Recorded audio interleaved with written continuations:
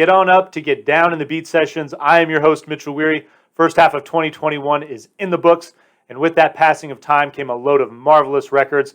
I hope you all had an adequate amount of time to enjoy as many of those as you possibly could, but it is now time to make the difficult decisions. We need to whittle this thing down to the top 10 albums of 2021 so far.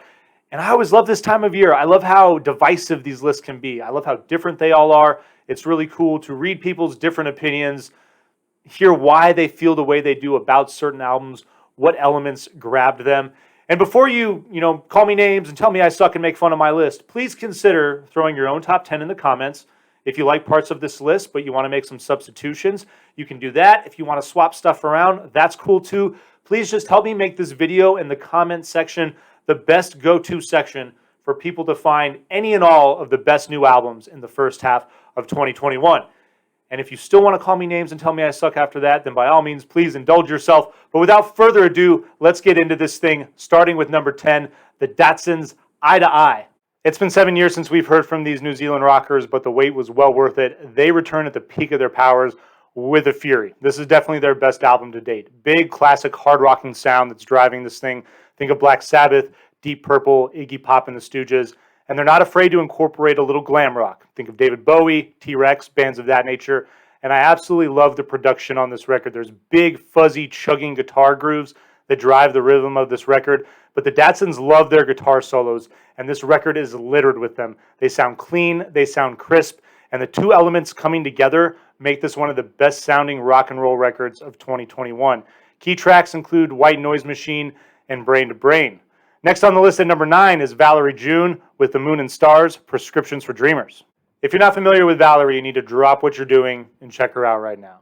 I mean, seriously, stop what you're doing. Turn this video off, look her up. She's absolutely incredible. Very talented multi-instrumentalist. She has this lovely, sultry voice that has this nuanced country twang. It perfectly complements the roots rock style that producer Dan Auerbach helped her cultivate on her first record. And she has been expanding on that sound ever since, arguably getting better and better with every record that she has put out. And I would argue on her 5th record, The Moon and Stars, that she delivers her most expansive and her best effort to date. This record seamlessly blends that country folk style with 70s soul and R&B. Her voice sounds just as lovely as ever. And the lyrics on this album, deeply personal, explores the themes of love and loss, the highs and lows that one will go through and all of that. And that, in combination with the music, makes it a must-listen in 2021. Key tracks on this album include Colors and Call Me a Fool, which is probably one of my favorite jams of 2021. And number 8 on your list is Jimbo Mathus and Andrew Bird with These 13. This album was billed as somewhat of a reunion between the two musicians. Jimbo Mathus and Andrew Bird were bandmates back in the 90s in Squirrel Nut Zippers, but that band broke up in 2000, and you listen to them together on this record and the chemistry that they have, and it's hard to believe that it's been almost 2 decades since they've worked together on anything at all.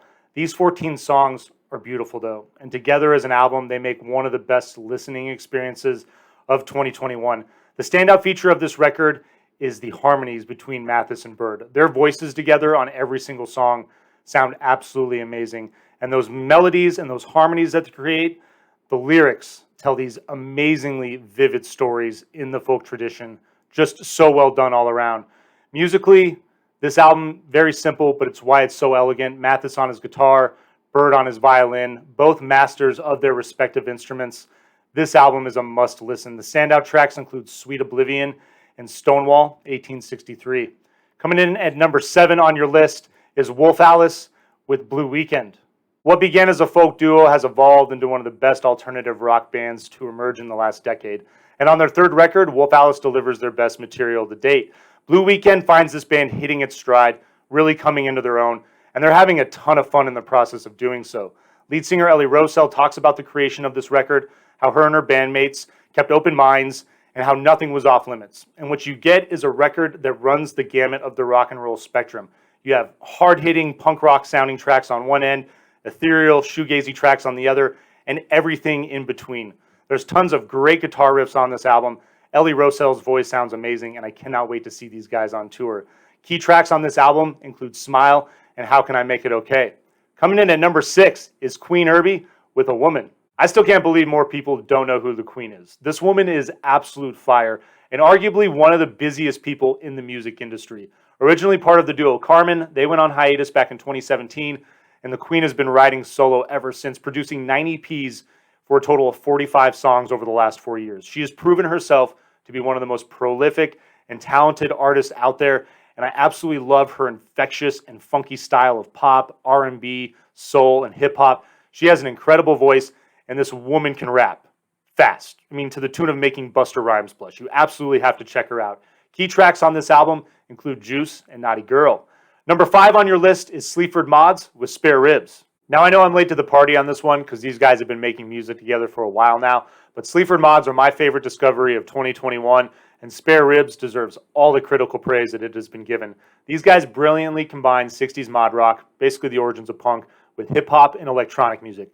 Think Prodigy meets Wu-Tang Clan meets The Who. It's absolutely brilliant. And these guys are so incredible because Jason Williamson on vocals and Andrew Fern, who develops all the music, are both so solid on their respective ends as what they bring to the table. Fern, his music is brilliant in its minimalism, and it perfectly frames the abrasive and recitative lyrics that Jason Williamson delivers, highlighting the plight of the working class. I absolutely love these guys and their message. Key tracks on this album include Shortcomings and Top Room. At number 4 on the list is Weezer with OK Human. If there's one thing in 2021 that all of us can say with absolute certainty, it's that Rivers Cuomo loves the Beatles. I mean, like, a lot. And that's a damn good thing. It's one of the many great things about OK Human, the surprise release from Weezer that they dropped back in February. Nobody anticipated this record because everybody was too busy anticipating the release of Van Weezer, the big 80s hair metal arena rock inspired record that they were forced to shelve along with the corresponding tour because of COVID. And so Rivers, being one of my favorite human beings on the planet, does what Rivers does. He brings the band together, puts together a 38-piece orchestra, and they go to Abbey Road Studios to record what is arguably their best record since Pinkerton. And it's so weird to say that considering that it's vastly different than anything that they've ever done. But I think that's why Rivers especially excelled with this project. I feel like for far too long, they've waxed and waned within the guitar rock genre. Many of their albums, spot on. There's a handful of them, though, that really weren't. And so this record was great to see not only Weezer do something different, but to really tap into Rivers' songwriting potential and to really see his creative genius. There's nothing that Weezer has ever done before that has highlighted that genius before, and I'm loving OK Human because of that. Key tracks on this record include all my favorite songs, and Here Comes the Rain. Coming in at number 3 on the list is Ms. Jasmine Sullivan with Hotels. Congrats to Jasmine on recently winning Album of the Year at the BET Awards for her first new material in 6 years. And this thing is an EP. I can't think of any EP off the top of my head ever that has won Album of the Year at an award show. And I really think it speaks volumes to how complete of an effort this record is, really pushing the bounds of what an extended play can be. 14 tracks at 32 minutes.